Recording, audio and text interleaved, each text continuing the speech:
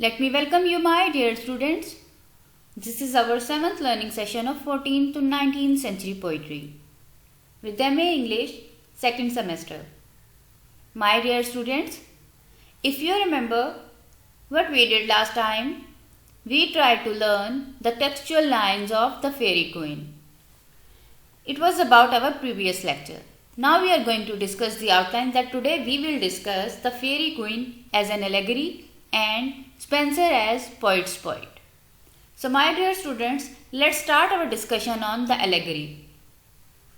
So this is the definition that the simplest form of allegory consists of a story or situation written in such a way as to have two coherent meanings. Or allegory is a type of story which carries a second meaning along with its surface meaning. So it's quite simple that an allegory is a story in verse or prose which double meaning, a primary or surface meaning and a secondary or underlying meaning. In an allegory, something is present in the guise of an other.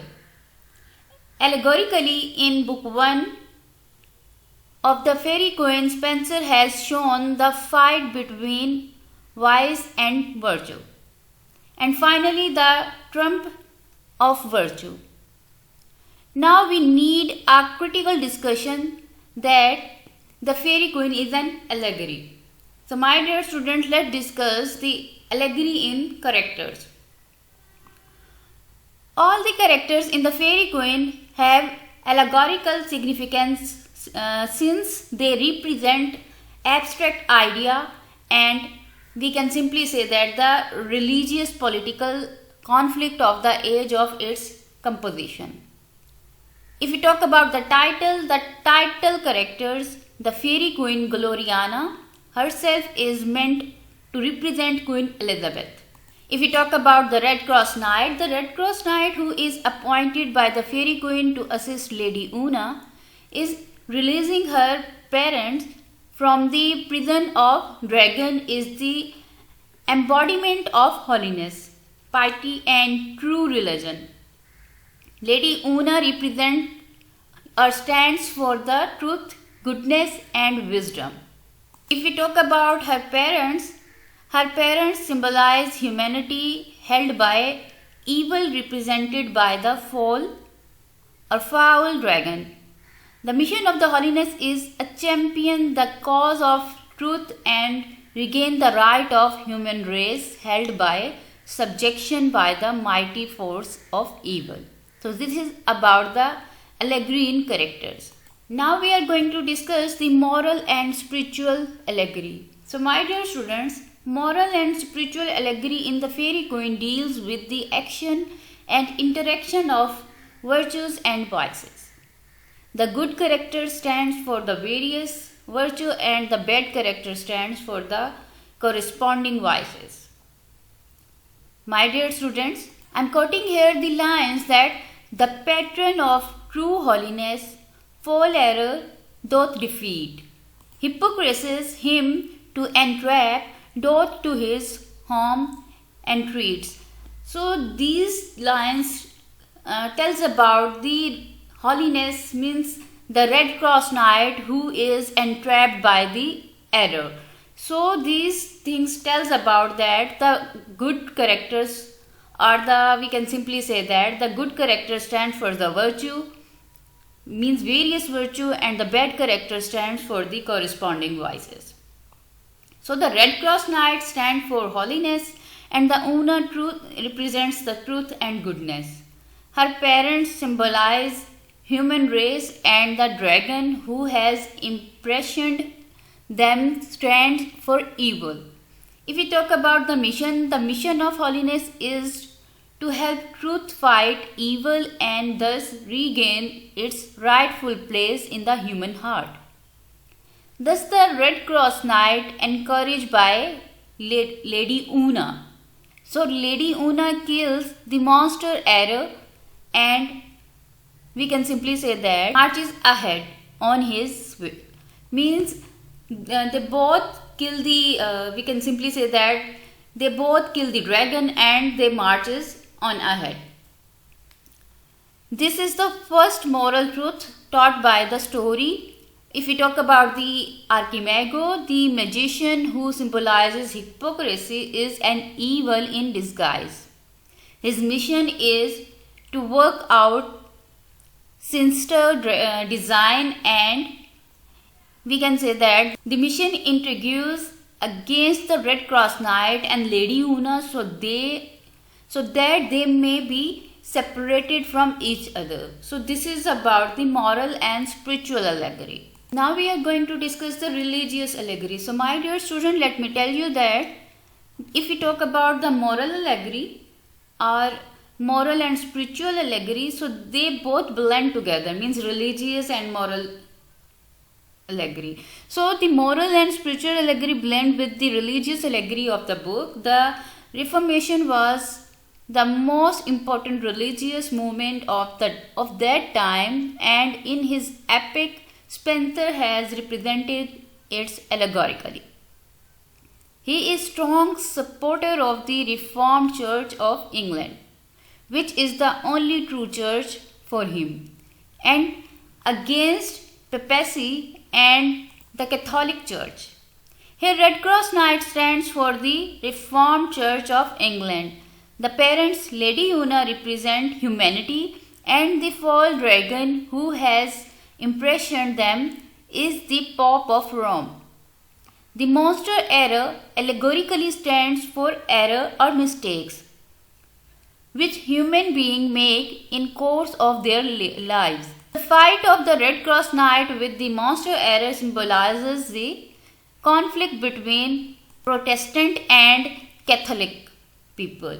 So the book and papers vomited by error allude to the scurrilous pamphlet directed against Queen Elizabeth by the Roman Catholic. So this is about the religious allegory. If we talk about the political allegory, let me tell you that the moral and religious allegory are mingled with political allegory in the Faerie Queen. According to political allegory, the Red Cross Knight is St.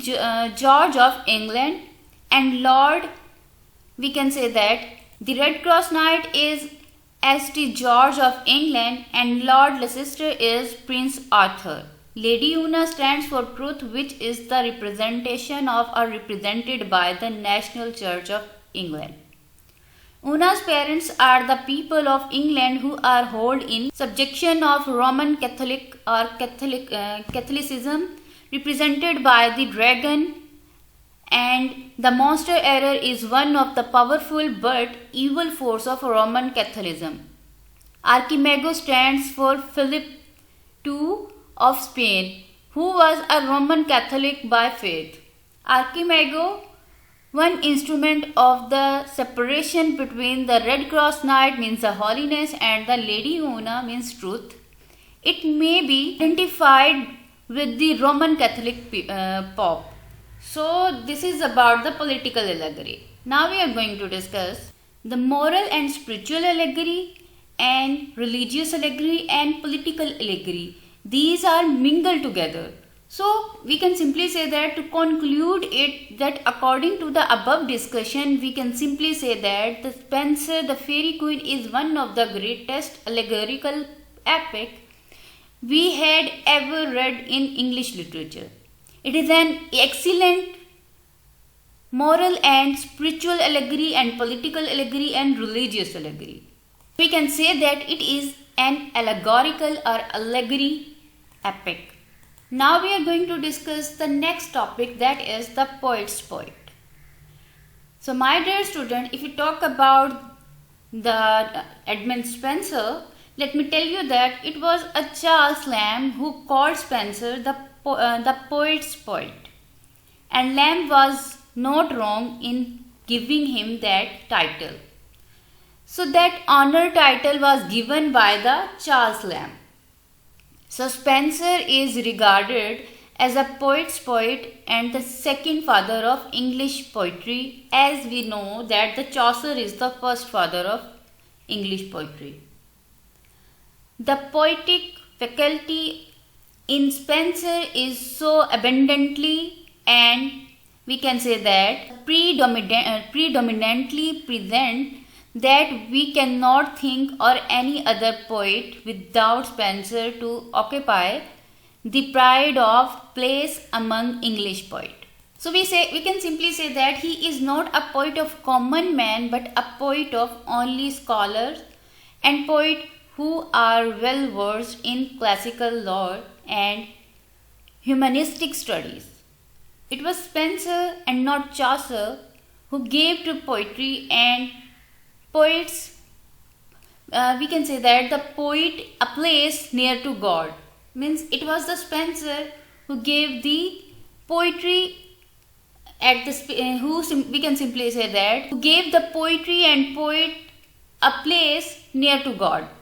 So his faith in immortality of poetry and the greatness of the poet's vocation have rightly entitled him to recognize as the poet's poet.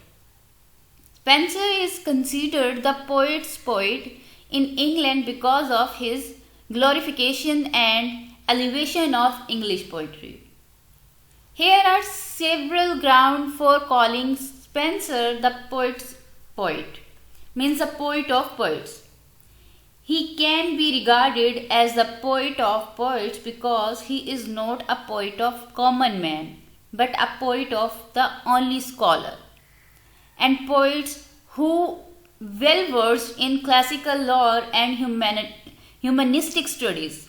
During the Renaissance, poetry of that type, or we can say that the poetry of the type that Spenser wrote could really be appreciated by those who were familiar with classical writers and authors of the Renaissance. If we talk about the Lamb, but Lamb had several other qualities and contribution of Spenser for calling him the poet's poet.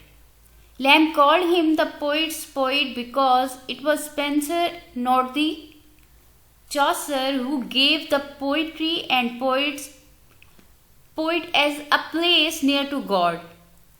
He had intense conviction in the value of poet's work and believed that the poet is the chosen agent of God.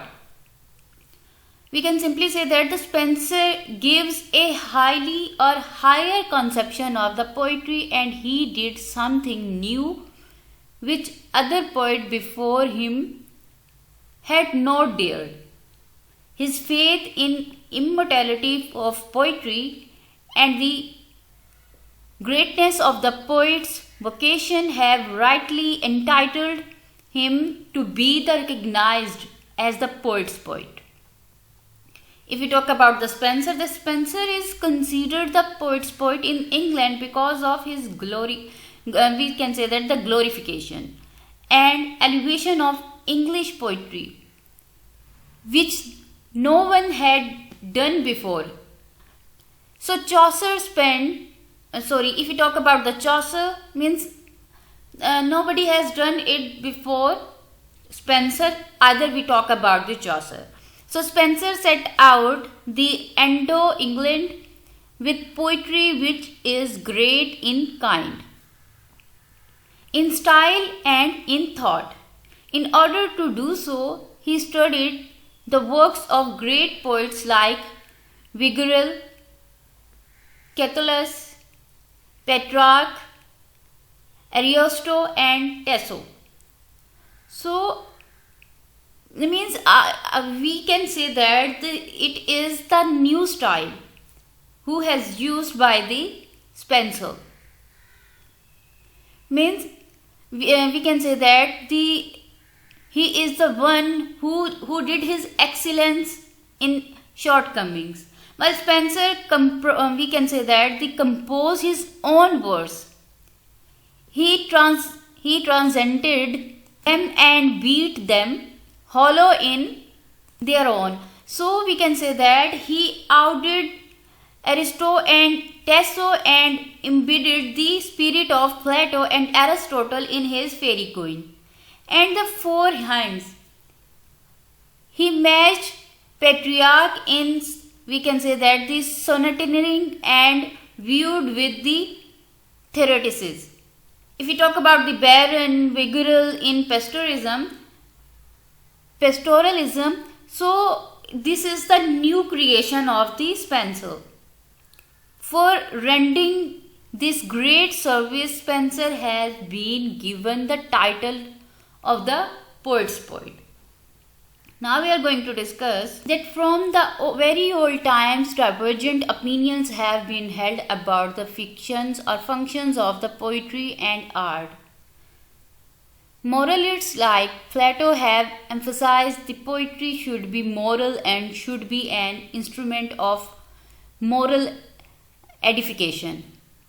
But those who advocates art for art's sake has considered the poet as a ministering angel of joy and delight.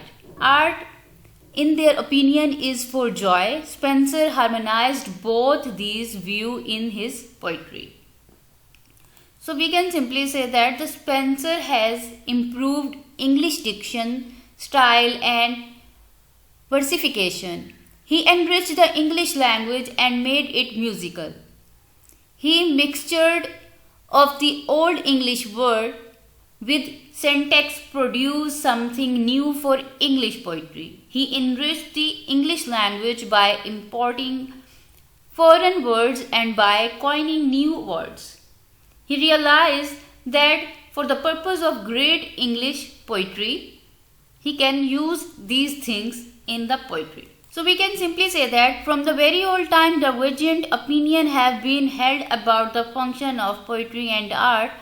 So moralists like Plato have emphasized that poetry should be moral and should be an instrument of moral edification. But those who advocate art for art's sake consider the poet as a ministering angel of joy and delight.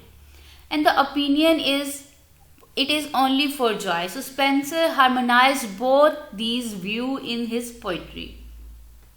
To a profound moral tone, he added the graces and charms of beauty, loveliness, decoration, and pictures of like queen. He beautifully blended the message of the Renaissance and the Reformation in his poetry. He came to be regarded as the writer for artists because of his instance on beauty, love, richness, and pageants. So this is about the means how Spenser mingled both things or used both things together. Now we are going to discuss that Spenser's contribution to English versification was wide and varied. His greatest contribution was the Spenserian stanza, which firmly established itself as a meter of all kind of narrative or reflective poetry. Spenser's verbal melody and music based on the use of onomatopoeic or onomatopoetic words. So we can say that the onomatopoeic words, proper employment of the vowels and consonants, alliteration is something unique in English poetry. Thus, Spenser exercised the deepest influence on his host of poets in the 17th, 18th, 9th and 19th centuries. So we can simply say that the Spenserian followed him example and exalted him as their leader. For his great service to English poetry, he is called the poet's poet. So it was about the poet's poet. So now we are going to discuss the quick review of today's lecture. That is, that first we have discussed the Faerie Queen as an allegory. In which we have discussed that we have discussed the allegory, then we have discussed the religious allegory, means moral and spiritual allegory, and we have discussed that the moral and spiritual allegory is combined with the religious allegory, and then we have discussed that the moral and spiritual allegory and religious allegory, and the next one is the political allegory. They mingle together. That is why we can say that the Faerie Queene is an allegory. So then we have discussed the Spenser's poet's poet. Why we are calling him the poet's poet, and this title was given by the Charles Lamb. So this was about our today's lecture. Thank you so much. Allah Hafiz.